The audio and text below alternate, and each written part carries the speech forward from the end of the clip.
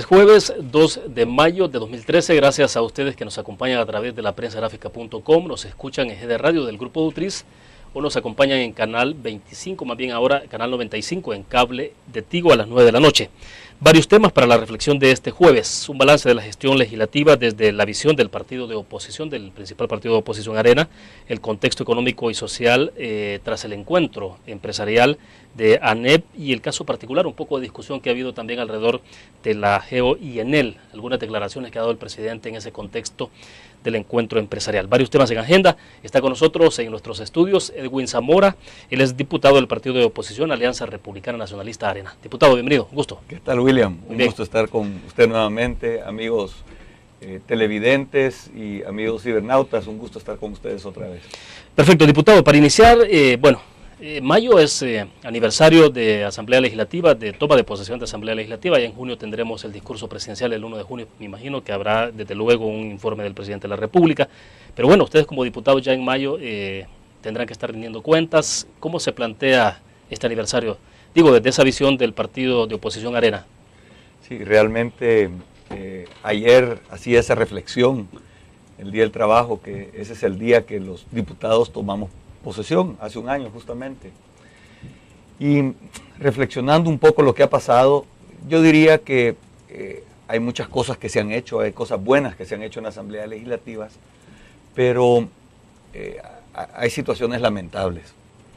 Hace un año, cuando comenzamos esta legislatura, había un balance de poder que reflejaba el deseo del pueblo salvadoreño, donde el 33 de los 84 diputados eran diputados electos bajo la bandera de Arena, si bien es cierto por el rostro, pero bajo la bandera de Arena. Sí. Hoy por hoy, como todos sabemos, ya solo quedan 28. El impacto importante de eso es que Arena y los votantes que eligieron a esos diputados perdieron la llave en la Asamblea Legislativa para el voto calificado. ¿Qué quiero decir con esto? Los votos como para regular el endeudamiento del país, los votos para seleccionar a magistrados de la Corte Suprema de Justicia o de la Corte de Cuentas.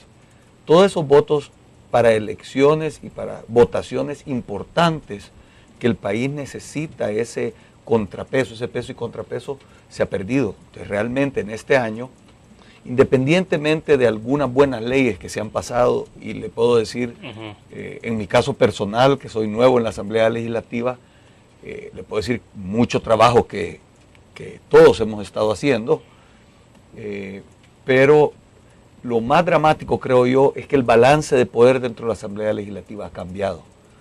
Ese contrapeso que hacía Arena representando una porción importante de los salvadoreños se perdió a raíz de los 5 diputados que se separaron.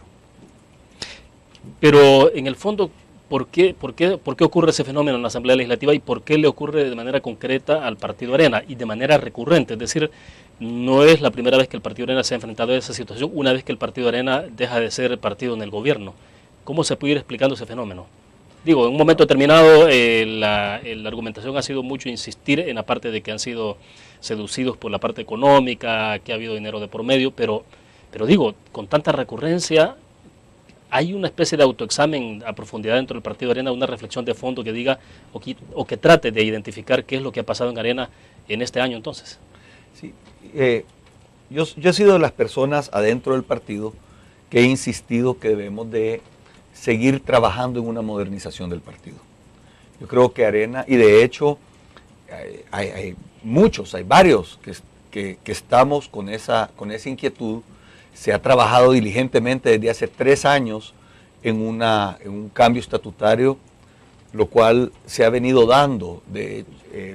La primera reforma fue cuando se creó el Tribunal de Ética, y ahora la segunda fase de la reforma es donde aparece el voto secreto y la comisión política. Todavía quedan otras cosas pendientes que hay que hacer para traer a Arena a ser un partido verdaderamente del siglo XXI. Quiero decir que entre todos los partidos que conozco en El Salvador, es el que va más avanzado en ese camino, pero todavía nos queda camino por recorrer. ¿Pero por qué si está tan avanzado está siendo golpeado?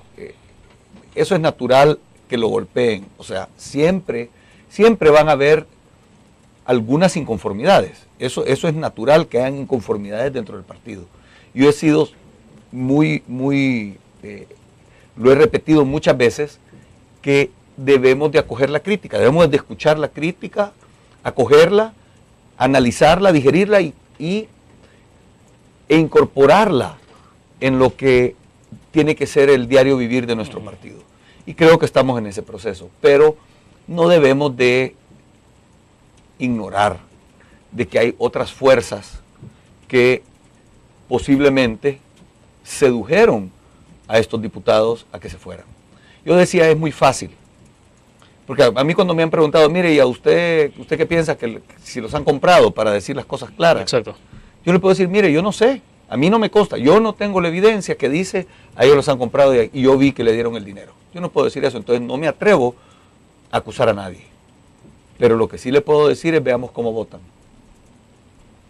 Entonces, ¿y cómo están votando? ¿Y cómo están votando? Ya vimos la semana pasada cómo ya finalmente cogieron los 360 millones de dólares que se habían aprobado de los bonos, emitidos de los bonos, de lo que sobraba de los bonos que se emitieron el año pasado, de los 800 millones, todavía sobraban 360, sí. Y Arena decía, seamos responsables cómo vamos a manejar esto, y esto no lo debemos de soltar hasta que no haya una ley de responsabilidad fiscal, hasta que no haya un acuerdo que están cumpliendo el Ejecutivo y todos los partidos políticos. Que conste que el pacto ese que firmamos en octubre 18 del año pasado, todos los partidos políticos lo firmamos y el Ejecutivo lo firmó.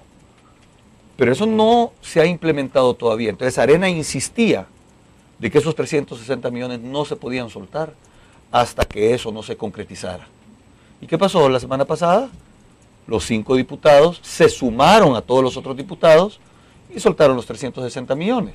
Entonces, ¿cuál es la cosa? No es que Arena no quería dar dinero que necesita el país, pero lo queremos dar de una manera responsable, que nos pongamos de acuerdo y que no haya mal gasto de los escasos recursos que tenemos los salvadoreños. Perfecto, vamos a hacer la primera pausa comercial. Sí me interesa un poco profundizar más en el tema de las motivaciones que estarían generándose al interior de esas decisiones en el Partido de Arena. ¿Qué tanto lo que está haciendo falta también en todos los partidos políticos, no solo en Arena, es la parte de los fundamentos ideológicos? Los institutos de formación política, por ejemplo, ¿funcionan o no funcionan en el caso particular de Arena? Vamos a la pausa.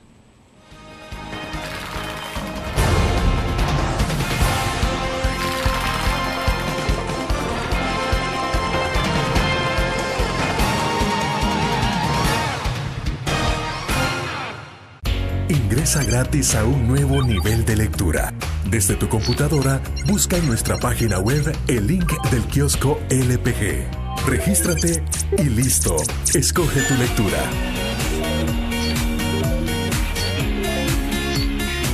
En tu tablet, iPhone o Android, ingresa a App Store o Google Play. Busca kiosco LPG. Descarga la aplicación y disfruta de todas nuestras publicaciones digitales. Grupo Dutriz. Multiplicamos la forma de informarte. ¿Qué es la Ley de Medicamentos? Es una nueva promesa cumplida del gobierno del FMLN que garantiza precios hasta un 60% más bajos en más de 4.000 medicamentos. FMLN, ayudándote a mejorar tu vida.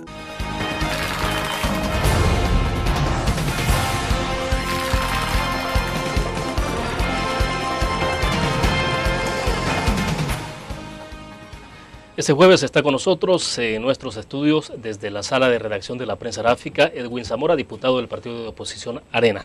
Bueno, hemos intentado en los primeros minutos de hacer una aproximación sobre el balance de gestión legislativo desde la visión del partido de oposición.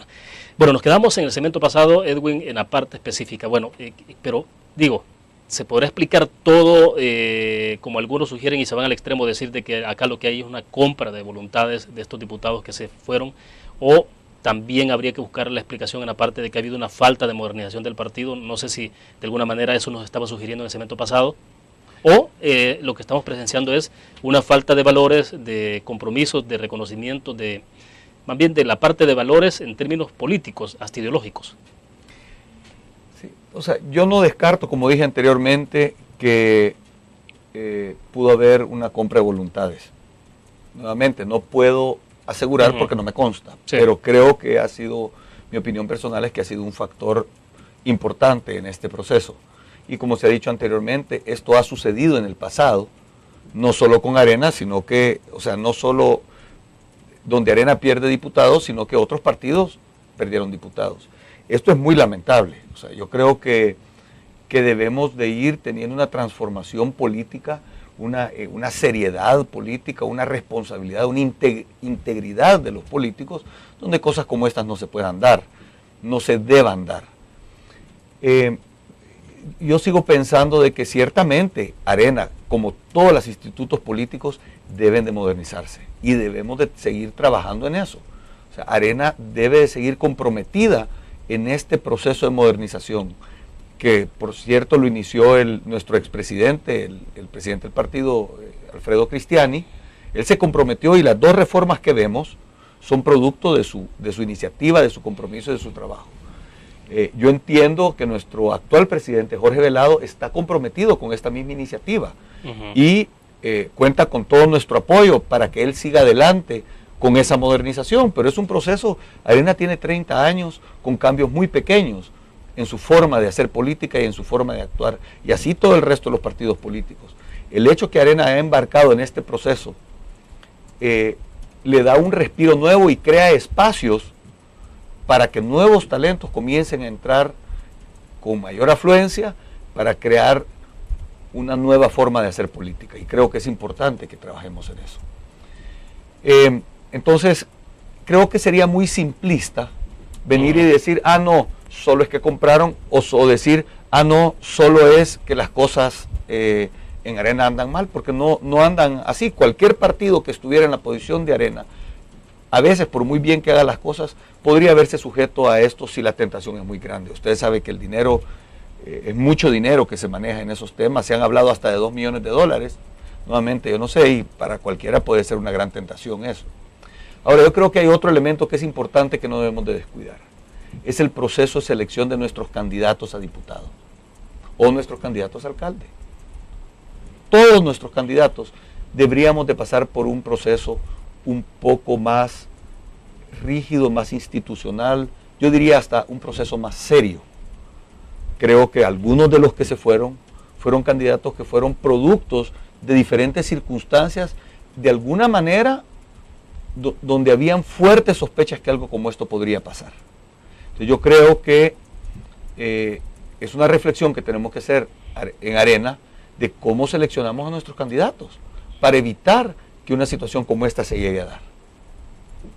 Ahora, pero lo que ocurrió, es decir, de alguna manera entonces lo que está ocurriendo ahora es la expresión de medidas impuestas desde la cúpula, pregunto. No, cuando digo, porque si hubo en algún momento determinado reparos sobre algunos de los candidatos en aquel momento a diputados y que terminaron yéndose del partido, ¿es que hubo en un momento determinado sordera en el partido?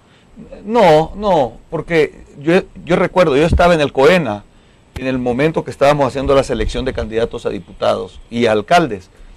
Solo me aparté del proceso de selección de los candidatos de San Salvador y de Santa Tecla y de La Libertad, porque se hicieron juntas, pero por razones obvias yo me tenía que apartar de la selección de los candidatos de San Salvador, porque si yo aspiraba a ser uno de los candidatos, como COENA no podía influir en esa decisión. Pero todos los directores departamentales, los directores municipales, aportan sus insumos al COENA y llegan a presentar cuál es su lista y por qué recomiendan ellos que estas personas integraran la lista de candidatos. Pero creo que los criterios que se ocuparon no siempre fueron los mejores. Entonces no quiere decir que el COENA decidió con sordera hacia lo que las estructuras querían. A veces las mismas estructuras hicieron algunas de estas propuestas y así es como terminamos con algunos de estos diputados.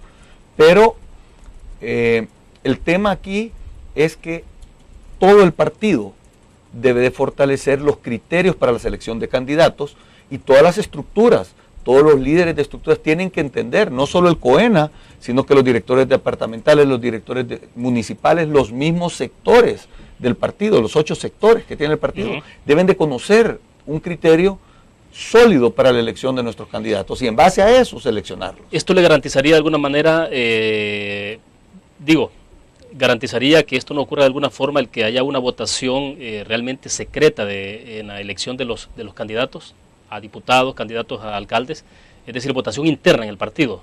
Que se someta a un proceso de votación, no necesariamente a la revisión de currículum, obviamente que tendrá que pasar por eso, pero que sean las bases las que decidan a través de una votación secreta.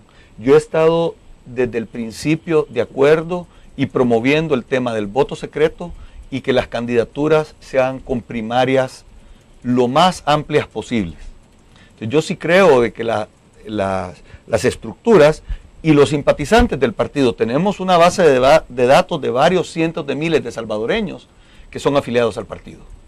Estos afiliados al partido podrían ser parte de los votantes para elegir a sus representantes, a sus candidatos, a diputados, a alcaldes y por qué no a presidente y vicepresidente de la República.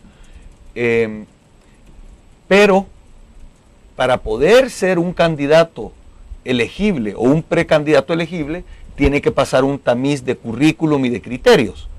Entonces, se pasa ese tamiz y después aparecen 5 aspirantes a una alcaldía, por decir algo, y entonces ahí se trabaja con una votación interna, interna o relativamente externa, es algo que tenemos que ir madurando, ¿verdad?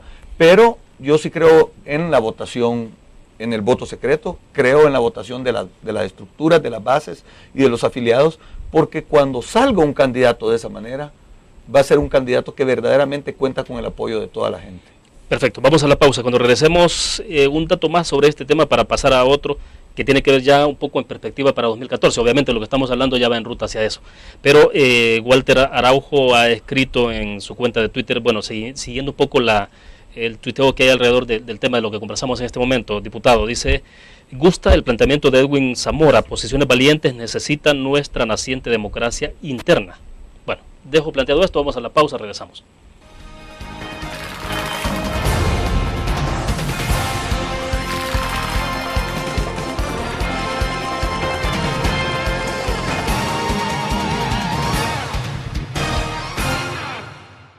¿Qué es la Ley de Medicamentos? Es una nueva promesa cumplida del gobierno del FMLN que garantiza precios hasta un 60% más bajos en más de 4.000 medicamentos. FMLN, ayudándote a mejorar tu vida. Una nueva forma de vivir la información. GDA Live de Grupo Dutriz. Ingresa a App Store o Google Play y descarga gratis la aplicación GDA Live. Ahora, busca en nuestros periódicos y revistas los iconos de GDA Live. Enmarca la imagen dentro de tu pantalla para animarla. Toca 2 veces la imagen para vivir la información en pantalla completa. Y recuerda que en el código ALIVE de la portada estaremos actualizando nuestras noticias. Con GDA Live, vive la información. Grupo Dutriz, multiplicamos la forma de informarte.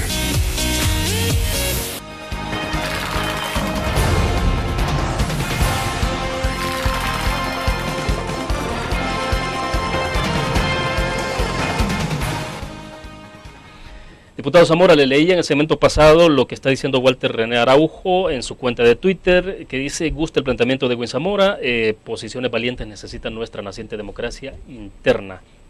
Y a propósito de lo que escribe el magistrado Araujo, ¿cómo vio un poco el zipizape que hubo ahí con Jorge Velado hace algunos días? Sí, yo creo que hubo un pequeño zipizape, como dice usted, pero siempre tendemos todos los salvadoreños a quererle poner sal y pimienta. Yo leí con mucha atención las respuestas de Jorge y no fueron respuestas ni acusadoras ni agresivas hacia Walter.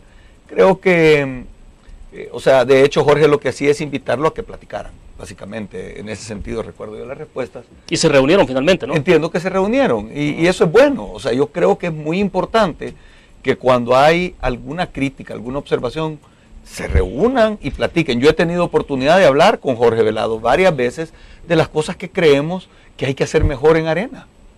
Y Jorge, yo estoy muy contento de que Jorge haya asumido ese reto, esté dispuesto a a tomar esa gran responsabilidad, porque es una gran responsabilidad, y creo que lo está haciendo bien, y creo que todos debemos de apoyarlo. Y le puedo decir con propiedad que a mí me ha dado mucha satisfacción, que me ha permitido explicarle cuál es mi punto de vista, qué es lo que yo creo que se debe hacer, ya en varias ocasiones, y toma nota de todo, y lo toma muy en serio, y me ha pedido que sigamos platicando del tema. Entonces yo creo que tener a un Jorge Velado ahí es una gran ganancia para Arena. Ahora, el Partido Arena se está logrando colocar al nivel de las circunstancias que está demandando el país, a los desafíos de la misma actividad política y electoral, sobre todo porque ustedes están en ruta a las elecciones de 2014.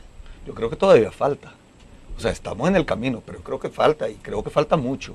Pero como decía antes, creo que Arena va a la vanguardia de ese proceso, y no debemos de descansar. Tenemos que seguir comprometidos con ese proceso. El primer principio de Arena es que es un partido democrático, republicano y representativo. Entonces debemos de garantizar que el partido es verdaderamente democrático. ¿Y qué quiere decir eso?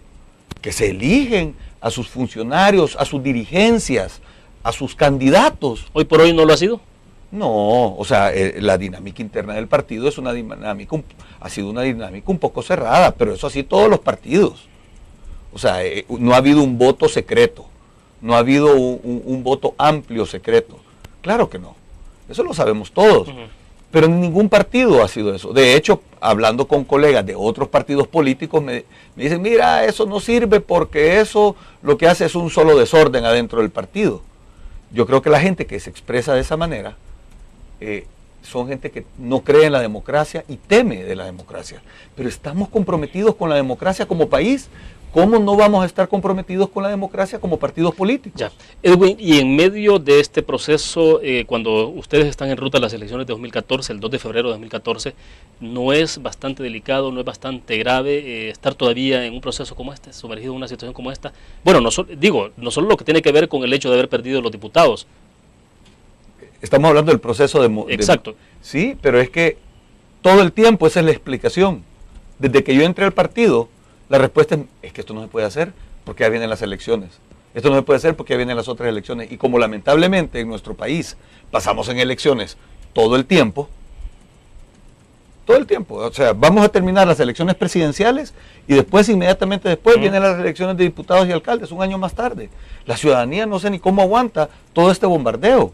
Y creo que es una responsabilidad que tenemos en la Asamblea Legislativa de cambiar la Constitución en ese sentido, para que las elecciones de alcaldes y diputados de alguna manera estén sincronizadas con las elecciones de presidente. De hecho, una de mis tesis es que el poco crecimiento económico de El Salvador en parte se debe a eso. O sea, hay otros factores importantes que a los cuales no creo que es el momento de hablar de ellos aquí, porque no es el tema de la entrevista, pero uno de los factores que afecta es el tema de que el país pasa en elecciones permanentemente. Entonces, en cualquier país del mundo, cuando se avecina una elección, debido a la incertidumbre que eso mismo representa, los inversionistas se abstienen de invertir y reducen su inversión. Entonces aquí, si pasamos todo el tiempo en elecciones, esa abstención de invertir es más permanente. O sea, dentro de esa lógica y esa dinámica, no habrá mucha inversión de aquí hasta 2015-16. Es lo que sí, lamentablemente. Digo, porque vamos 2014, luego 2015 en elecciones para diputados y alcaldes. Entonces, vamos a tener una ventana, dependiendo de los resultados de ambas elecciones, vamos a tener una ventana del 2016 al 2019, donde puede haber un clima de inversión. Pero ya, después de eso regresamos a esta espiral. Ya, vuelvo entonces, ¿cómo se ve el partido frente a 2014 y con su fórmula presidencial? Pues tenemos a nuestro alcalde, que como alcalde es nuestro candidato presidencial, y nosotros esperamos que él sea nuestro próximo presidente, y al doctor Portillo Cuadra. Creemos que es una fórmula complementaria. El candidato presidencial viene de la estructura de Arena, de la estructura tradicional de Arena, que de muchos años de militar con el partido y con una trayectoria política extensa, con un excelente trabajo como alcalde. Vemos la transformación de la ciudad de San Salvador después de muchos años de deterioro. y un candidato a vicepresidente con una trayectoria académica, con mucho conocimiento, con mucha lectura, con una visión de país muy clara. Entonces creo que es una fórmula complementaria. Obviamente, en mayo del año pasado, cuando recién electo alcalde nuevamente, nuestro candidato presidencial, el doctor Quijano, estaba en el pico de su popularidad y de su aceptación. Y, como lo hemos dicho anteriormente, lo natural era que ese número, esa estadística iba a disminuir. Era más que normal. Entonces lo que hemos visto, una tendencia hacia abajo, era lo que esperábamos. Yo creo que la posición de ambos se va a consolidar y que en ese sentido Arena va a volver al poder, porque es lo que verdaderamente necesita el pueblo salvadoreño. Necesitamos reenrumbar este país. Bien, vamos a hacer otra pausa comercial. Volvemos.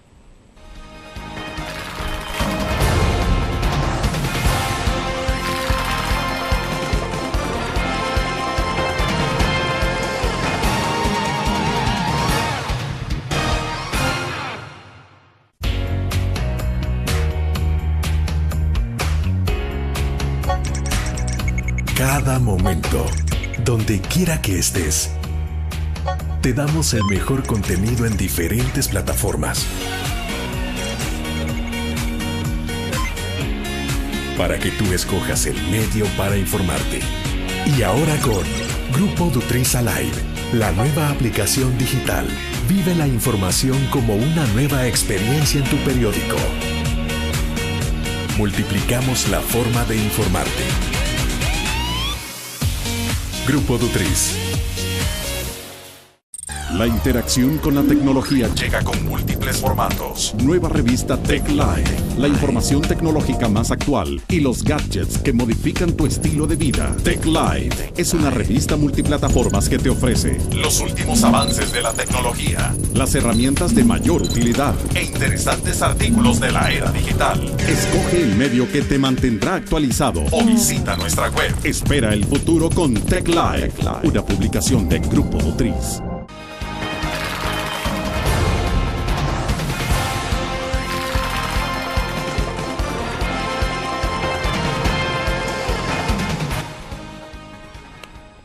Diputado Zamora, para 2014 hay 3 competidores, 4, pero bueno, 3 son los que están de alguna forma marcando la agenda y marcando el paso en ruta a esta elección de 2014. La fórmula del FMLN, la fórmula presidencial del Partido de Arena y, bueno, el expresidente Elías Antonio Saca, que no define.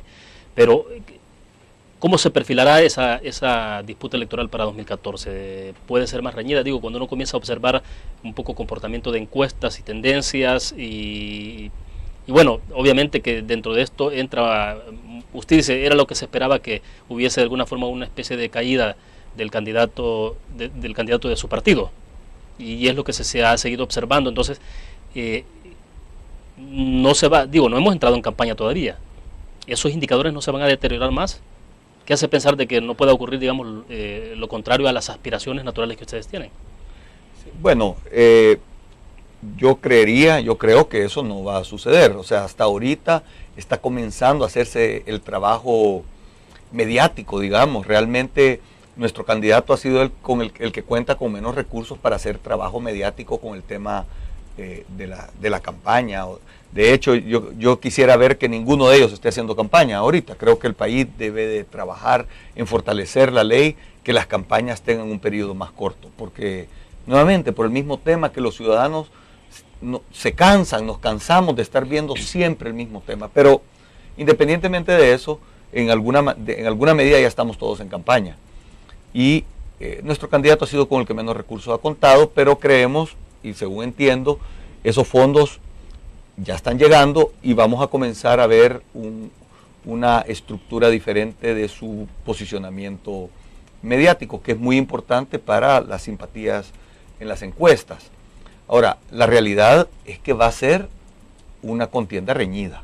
Tenemos que estar claros que va a ser una contienda reñida y yo estoy convencido que van a haber 2 vueltas. Yo creo que va a haber una segunda vuelta y que Arena va a ser uno de los contendientes, el doctor Norman Quijano y su compañeros de fórmula van a ser los contendientes en la segunda vuelta. Y creo que en ese momento los salvadoreños, que por su naturaleza son de tendencia centro-derecha, a mí no me gusta hablar de temas de de derecha e izquierda, porque creo que ya la sociedad salvadoreña trascendió, pero para simplificar el ejemplo, los salvadoreños que en todas las encuestas, más del 60-70% de los salvadoreños dicen ser de izquierda moderada o de centro derecha, votarían por nuestro candidato, por Arena, y en ese sentido quedaríamos. ¿Usted ve la fórmula del Partido Arena compitiendo en esa segunda vuelta? Sí. ¿Contra quién? Pues mire, todavía no sé, eso habrá que ver qué hacen los dos contendientes, ¿verdad? Eso habrá que ver qué hace el FMLN y habrá que ver qué hace el Grupo de Unidad, ¿verdad? Habrá que esperar a ver cómo ellos se mueven. Pero yo estoy casi seguro que Arena va a ser el que, yo estoy convencido de que Arena va a ir a la segunda vuelta y que en ese sentido va a competir con uno de los dos. Bueno, pasemos al otro tema más de carácter económico y social. El ENADE, el encuentro empresarial ENADE organizado por la ANEP, se ha desarrollado esta semana. Bueno, privaron muchísimo, de alguna forma, discursos bastante polarizados. Usted escuchó lo que dijo Jorge Dabú sobre el ejemplo del barco Concordia, ya que se hundió, luego la respuesta que hubo de parte del presidente de la República. Al final quedó un poco la sensación de que había una admisión de parte incluso del mismo presidente de que la economía del país está en crisis, y más grave aún de que se puede estar hundiendo, pues porque al final hacer referencia a la misma figura del barco Concordia, uno lleva a pensar de que bueno, entonces el país o ya se hundió o se está hundiendo. ¿Qué impresión le queda a usted? Bueno, primero yo quisiera comentar sobre la tónica del ENADE. Yo creo que, y lo he dicho siempre durante toda mi vida política, y lo he practicado como empresario anteriormente, yo creo que nuestro trabajo es tender puentes, no tirar piedras. Yo hubiera esperado una tónica más conciliadora, más de busca de consensos durante todo el ENADE. Yo creo que esa dinámica de mucha tensión ahí y ante los comentarios del presidente de la ANEP y las respuestas del presidente de la República, creo que no es lo más feliz para la relación constructiva que debe de construirse entre la empresa privada y el gobierno. Yo sé que han habido muchas diferencias a lo largo de todos estos ya casi 4 años de gobierno, y ha habido mucha tensión entre el presidente de la República y el presidente de la ANEP, y yo quisiera ver que eso se aminorara, se disminuyera y se buscara un acuerdo. Francamente, no creo que va a suceder antes de que termine el periodo presidencial del presidente Funes. No creo que esto va a suceder. ¿Por qué? No sé, ya se sentaron las bases para una dinámica tan confrontativa ahí, que no creo que esas heridas se van a sanar en este corto tiempo que pasa. Es la realidad. Entonces yo creo que aquí lo importante es hacer un llamado a nuestro próximo presidente de la República y llamado al presidente de la ANEP, que busquen estrechar esos lazos desde el primer día, desde el 1 de junio del 2014. Es muy importante eso para que el país salga adelante y buscar un acuerdo que construya. Y esto tendría que ser siempre con cualquiera de los dos candidatos que se han postulado y que podrían ganar la presidencia. Digo, podría ser con Salvador Sánchez Serén. Con cualquiera de los con quien sea que llegue, es que no importa quién sea, sino el país está complicadísimo. Yo coincido con las declaraciones de la ANEP en el sentido que el país tiene la situación económica muy complicada. En ese sentido estoy totalmente de acuerdo con la ANEP y creo que debemos de resolver los problemas, pero los problemas no los va a resolver el gobierno solo, ni los va a resolver la empresa privada sola. Necesitamos construir acuerdos básicos para ir resolviendo estos problemas. El endeudamiento del país ronda el 60% del Producto Interno Bruto. Es uno de los niveles de endeudamiento más altos que el país ha tenido. ¿Cuál es el problema de esto? El problema es que para sostener y pagar esa deuda y sostener el nivel de gastos, el gobierno necesita recaudar más dinero o conseguir más préstamos todavía. Pero hoy por hoy la tentación ha sido más préstamos. ¿O también se está recaudando más? Hemos estado en un proceso de aumento de impuestos para aumentar la recaudación. Ha habido los dos fenómenos y creo que el trabajo del ministro de Hacienda de mejorar la recaudación ha sido muy bueno en ese sentido. Lamentablemente ha venido también acompañado de un proceso de incremento de los impuestos. Entonces el problema de subir los impuestos no es malo. Lo que depende es cuándo los vamos a subir. Y ante la situación que estamos viviendo en El Salvador, con un nivel de gastos como tenemos, con un nivel de endeudamiento como tenemos, subir los impuestos lo único que va a hacer es deprimir más la economía. Y al deprimir la economía van a haber menos empleos, van a haber menos contribuyentes, va a haber menos dinero que le va a llegar al fisco y entramos en ese círculo vicioso. Entonces tenemos que tener mucho cuidado cómo manejamos el tema de los impuestos, asegurarnos de que los impuestos que se pongan, si es que se ponen, no vayan a afectar el crecimiento económico. Pero entonces, ¿cómo cae la redistribución de los 360 millones de dólares que hicieron la semana pasada en la Asamblea Legislativa? Pues sí, ¿cómo entran dentro de esta lógica de la que está planteando usted? Pues sí, es un problema serio. O sea, nosotros como Arena habíamos insistido de que fuéramos muy cuidadosos de cómo íbamos a usar ese dinero y que primero queríamos ver todo el plan del ministro de Hacienda de acuerdo al acuerdo que firmamos en octubre 18 del año pasado. No lo hemos visto. Entonces nosotros no somos ejecutivo. El presidente Funes y su equipo asumieron la responsabilidad del país. Ellos tienen esa tarea de decidir cómo van a hacer para que el país se ordene sus finanzas, se reactive la economía y salga adelante. Esas son promesas que ellos hicieron en su campaña. Entonces, nosotros no les vamos a hacer la tarea al Ejecutivo. Ellos son responsables de hacer la tarea. Pero por eso nosotros le estamos pidiendo que nos digan cómo la van a hacer de una manera responsable para que el país no se siga endeudando, de una manera responsable para asegurarnos de que no vamos a seguir profundizando esta espiral de poco crecimiento. Tenemos que ya salir y decir, no, es que así venimos desde hace no sé cuántos años. Eso no es la respuesta. Bueno, pero hoy por hoy no es eso lo que ustedes están observando, ¿o sí? ¿Qué cosa? Digo, lo que estamos observando en la redistribución de fondos que hubo, en la posibilidad de que haya más aprobación de préstamos. O sea, el camino que se está llevando es otro distinto. El camino que se está llevando no es el camino que habíamos acordado. Se siguen endeudando. Ahora fíjese, cuando autorizamos los 800 millones, se dijo que la mitad de ese dinero se iba a dar inmediatamente para disminuir la deuda corriente o la deuda de los letes, lo que comparado con la economía familiar representaría la deuda de la tarjeta de crédito.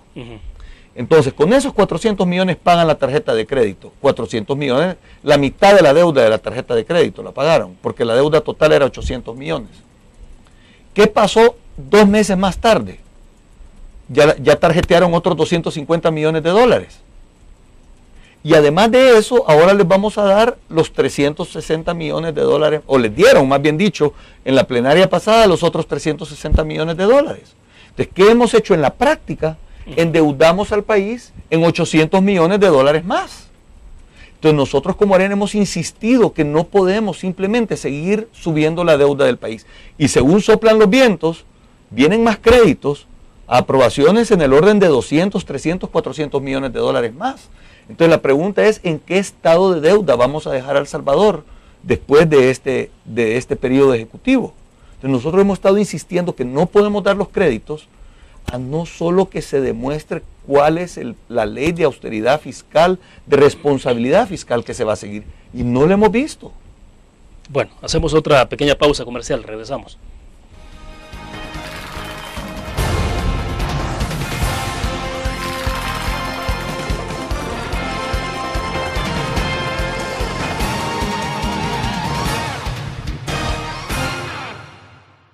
Un graficionado no olvida la historia, y aunque perdió una y otra vez, no perdió el orgullo. El graficionado se levantó entonando su grito de batalla, respirando gritos de gol y celebrando las épicas victorias. Un graficionado cree en la magia de la camiseta y mantiene viva la ola de fe. Porque el graficionado sueña con volver a un mundial. El gráfico lo hacemos por deporte. Cada momento, donde quiera que estés, te damos el mejor contenido en diferentes plataformas para que tú escojas el medio para informarte. Y ahora con Grupo Dutriza Live, la nueva aplicación digital. Vive la información como una nueva experiencia. Multiplicamos la forma de informarte. Grupo Dutriz.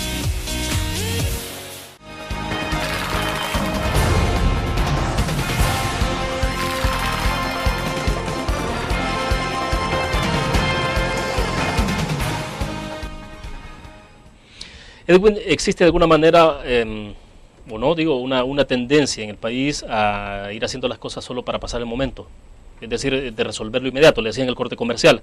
Bueno, de repente uno lo que observa es que también ya este gobierno está haciendo todo el esfuerzo posible por tener suficientes fondos que le alcance para llegar a mayo del próximo año, pues, o entregar en junio del próximo año, sin haber entrado en ese problema de tener que aumentar el impuesto al valor agregado, por ejemplo, que eso se ha venido posponiendo desde hace mucho tiempo y todo el mundo se viene tirando la bola. Entonces, pero, o sea, ¿en qué estado quedará el país? Sí, realmente ese es uno de los grandes retos que tenemos en un país democrático como El Salvador, donde los funcionarios públicos, los servidores públicos, son electos por el voto popular. Entonces, el fenómeno que se da es que muy pocos quieren asumir la responsabilidad si va a tener un costo político o un costo electoral, sobre todo cerca de las elecciones. Fíjese el fenómeno. Estamos en vísperas de las elecciones y el presidente está hablando de un alza al salario mínimo del 10%. O sea, eso es para ganar votos. Entonces, y de hecho Jorge Dabú lo decía en una entrevista recientemente, que necesitamos funcionarios que no estén preocupados en quedar reelectos, sino que estén preocupados por hacer lo correcto para el país. Y eso, en algún momento, podría ser no popular en el corto plazo, pero a largo plazo le da un resultado favorable para El Salvador. Esto es como cuando unos padres llevan a su hijo donde el doctor y le tiene que poner una inyección para que no le dé polio. Claro, en el corto plazo el hijo quizás detesta al doctor y a los padres porque le pusieron la inyección. Pero eso fue lo que lo sanó para evitar que le diera polio más adelante. Entonces, ese manejo, tenemos que comenzar a tener un manejo responsable de todos los partidos políticos y sentarnos y decir, miren, estas cosas son las cosas fundamentales que tenemos que acordar, no vamos a negociarlas y no nos vamos a atacar mutuamente sobre lo que se haga con relación a estos temas, porque son temas de nación, que si no los atendemos, el país va a ir en un franco retroceso y no va a salir del subdesarrollo en que nos encontramos. Entonces, hasta que no nos sentamos todos los partidos políticos a discutir eso, todos los actores políticos, hasta la sociedad civil, el sector económico poderoso en el país, los tres, o sea, los partidos políticos y los gobiernos, con la sociedad civil, que ahora cada vez es más activa, y los sectores económicos, los que mueven la economía del país, nos tenemos que sentar, hacer un compromiso de nación, cuáles son los 5 o 10 elementos fundamentales que no vamos a tocar y no vamos a criticar de los otros gobiernos siempre y cuando estén apegados a ese libreto. Usted está hablando de una agenda mínima de acuerdos de nación. Una agenda mínima de nación. Con al menos entre 5 o 10 puntos. Pero, entre ellos temas de endeudamiento. Eso no ha ocurrido hasta hoy. Exactamente. O sea, ¿pero por qué? Porque yo creo que no ha habido la voluntad. Yo creo que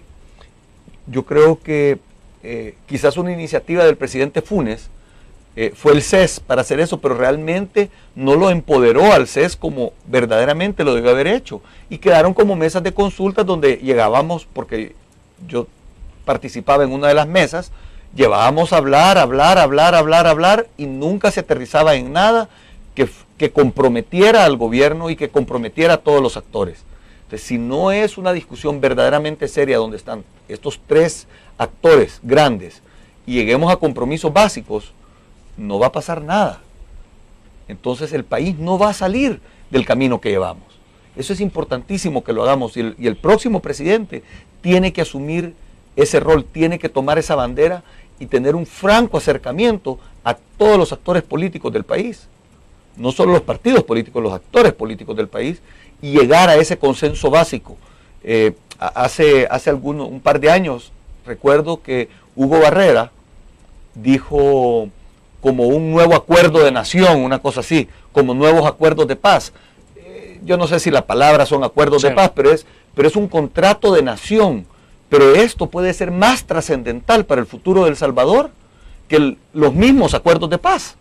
Entonces tenemos que sentarnos a hacer eso. Si no hacemos la tarea, no vamos a salir de la situación tan difícil en que nos encontramos. Bueno, nos quedan algunos minutos, vamos a la pausa, al cierre de la entrevista en línea. Cuando regresemos, el caso de las declaraciones que dio el presidente de la República en el marco de la ENADE sobre el tema de la GEO y ENEL. Vamos a la pausa.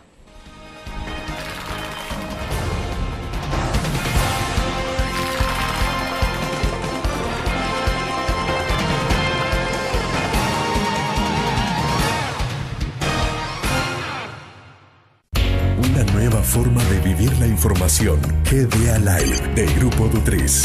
Ingresa a App Store o Google Play y descarga gratis la aplicación GDA Live. Ahora busca en nuestros periódicos y revistas los iconos de GDA Live. Enmarca la imagen dentro de tu pantalla para animarla. Toca 2 veces la imagen para vivir la información en pantalla completa. Y recuerda que en el código ALIVE de la portada estaremos actualizando nuestras noticias. Con GDA Live, vive la información. Grupo Dutriz, multiplicamos la forma de informarte.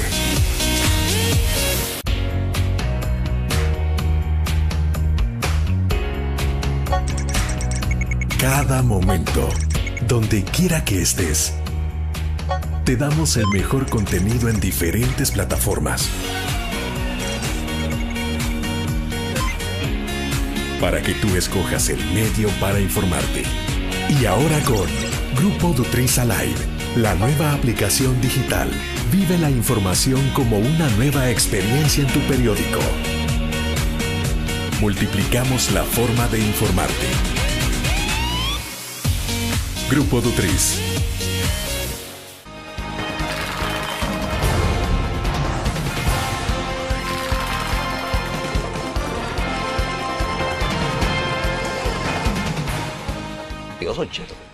Bueno, vamos al cierre de la entrevista en línea.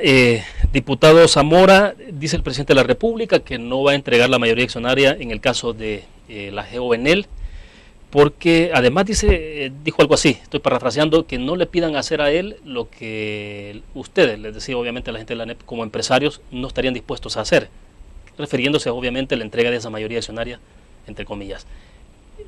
¿Qué pasa finalmente con esta discusión y sobre ese planteamiento que ha hecho el presidente? Sí, como usted sabe, William, en la Asamblea hay una comisión especial que trata este tema. Ya llevamos varias semanas viendo el tema y lo hemos visto con mucha seriedad y mucha diligencia. Cuando yo entré a esta comisión, entré con la actitud de llegar al fondo, averiguar lo que sucedió y aplicar la ley a quien hubiese que aplicarla. O sea, yo creo que uno no debe de tratar de buscarle vuelta a las cosas. Si hay una violación a la ley, debemos de ver que se aplique. Yo creo que hubieron 3 denuncias distintas hechas a lo largo del conflicto. La primera es que no era legal, era una cuestión de legalidad, fue la primera denuncia. La otra denuncia era una denuncia de legitimidad, que si esta fue una transacción legítima, un poco lo que dice el presidente de que no le pida a los empresarios hacer cosas que ellos no harían, que los empresarios no le pidan a él hacer cosas que ellos no harían. Y la tercera es el tema de la lesividad para el pueblo salvadoreño. Entonces, yo quisiera contestar esa su pregunta en el contexto de los 3 temas y creo que deben de quedar aclarados. En el tema de la legalidad, en el momento que se hizo esta transacción, en el momento que se hizo la operación, lo que regía era el marco constitucional de ese momento y la Ley General de Electricidad, donde había un mandato claro a transformar en sociedades todo lo que la CEL tenía. Entonces, esa operación fue totalmente legal. Bueno, okay. Totalmente legal. Ahora, en el 2012, años más tarde, declaran que las concesiones deben de ser por tiempo limitado y con un precio, que es inconstitucional decir que no, que van a ser indefinidas las concesiones. Está bien, ahora hay que corregir eso. Ahora hay que corregirlo, pero en aquel momento no era inconstitucional, como cualquier otra sentencia constitucional. Entonces era perfectamente legal, tanto la concesión como la transacción. La lesividad. El presidente nos decía le decía a los empresarios en el ENADE que no le pidan a él hacer algo que ellos en sus empresas no harían. Eso no es cierto. ¿Cuántas empresas no se han vendido participación accionaria a cambio de aportes o a cambio de incrementos de capital? Porque eso la fortalece. De hecho, voy a dar un ejemplo. La Constancia así fue en una primera instancia. Muchos bancos así fueron en una primera instancia. Entonces, es una práctica muy común. Es una práctica muy legítima que eso se haga. Ahora, ¿a qué precio se hace? Para eso se contrató en su momento al Deutsche Bank, que valorizó la transacción, y el país recibió aproximadamente un 30% más de valor que la evaluación que el Deutsche Bank había puesto. Entonces la transacción fue legítima, no solo en su naturaleza, sino que también fue legítima en el precio que pagaron por ella. Y la tercera, la lesividad. Le hace daño esta transacción al pueblo salvadoreño. Yo como lo veo es, esta transacción lo que buscaba, según nos han explicado todos los testigos que llegaron, lo que buscaba era proveer de mayor energía a El Salvador sin usar fondos del Estado, sin que el Estado se corriera el riesgo en hacer inversiones que podrían ser infructuosas. En ese momento, la GEO generaba 900 gigawatts, es 900,000 megawatts, le generaba al país al año. 2 años más tarde, después de la inversión, subió a 1,400. Ese incremento de más del 50% de generación eléctrica, de energía de bajo costo, porque esa energía cuesta casi nada, eso le beneficia al pueblo salvadoreño. Es más, si nosotros ahora como asamblea queremos cobrarles por la explotación del vapor, que en algunos países sí se hace y en otros países no, pero como asamblea tenemos el derecho de hacerlo, en esta comisión ad hoc, lo pueden definir. Nadie ha dicho que eso no se puede hacer. Y la otra cosa que nadie ha dicho es que la GEO y su socio en él son los únicos exclusivos en nivel salvadoreño de explotar la geotermia. Hay otros lugares donde pueden explotarla, pero ni la CEL, ni otros privados, ni nadie, ni el gobierno en ninguna de sus instituciones ha ido a explotarla. Y entonces, ¿por qué estamos haciendo el gran relajo? Porque se nos fue el tiempo ya. ¿Cómo se resuelve esto? En breves palabras, ¿cuál sería la salida más rápida? Usted mencionó gobiernos que le pasan la pelota al siguiente. Yo creo que eso es lo que está haciendo el presidente.